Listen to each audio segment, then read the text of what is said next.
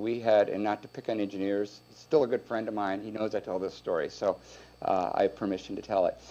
We had an engineer, traffic engineer, who was in a doorkeeper position. And no matter what came up regarding bicycling, always made the wrong decision. Always made the wrong decision. Really nice guy, but he always had some manual dusted off that would show some regulation. He'd love to help us, but simply couldn't, and was interpreting it and looked pained, and but just couldn't do it.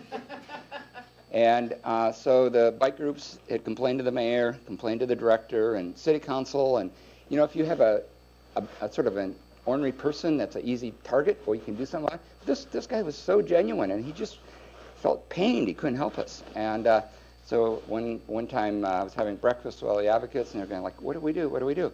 So I said, let's give this guy a major award. And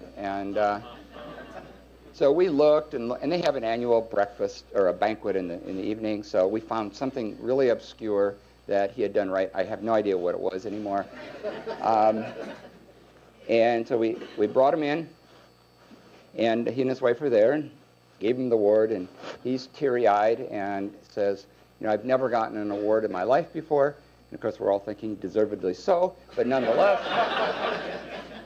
that was the kind of change that, and like the next day, we had things came up, and he would look, and he'd find out some obscure something somewhere that says, oh yeah, we can do this. Yeah, this is good. So you don't always get that good, but part of the point of this is, and I work a lot with advocacy groups, is quite often they whine too much and they don't say thank you enough. And it has not only with civility, but just understanding that we're all human beings.